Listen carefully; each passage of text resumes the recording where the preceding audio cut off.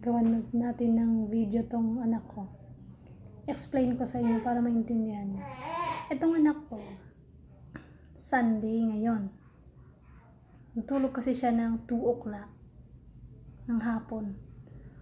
So pagkagising niya, 5:30, pinilit ko siyang gumising kasi sabi ko, bumangon ka na at papasok ka na ng school.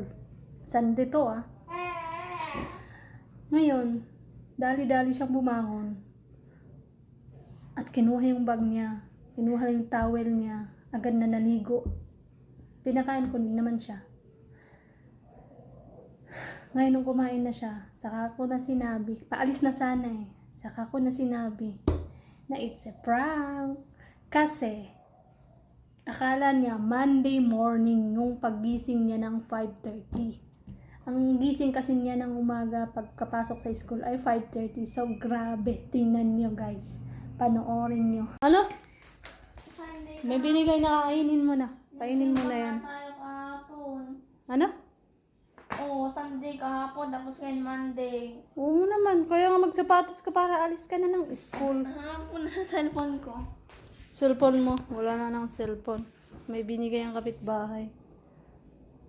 Sunday? Ito yung bag ni Sayen. Aalis sana sa school. Ay, kahapon. Yan. Nagpalit siya. Nag-init pa siya ng tubig para maligo. Pinaligo ko siya kasi pang 2 araw na hindi naligo. So ngayon, Naligo ko kahapon kasi tulog siya kanina ng mga bandang 2. Ginising ko siya, sabi ko mag 5:30 na. So gumising siya. Ayan, binilisan niya. Nagpalit pa ng damit. Akala niya papasok ng school. Kulang na lang sapatos, Ano ngayon? Naisaan kita, di ba? Ano ngayon? At least naisahan na kita. Ano?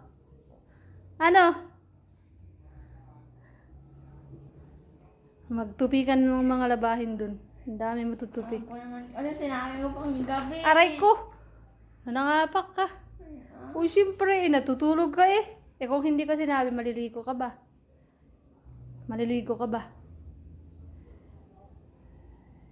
At dahil dyan, big check, sabi ni Coco. O, diba? Umuupo na siya kasi alam na niyang Sunday ngayon.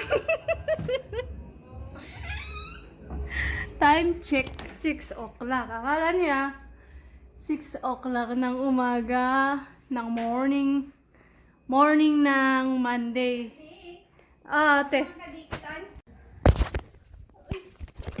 Abo. Bakit nga? Ay, ako.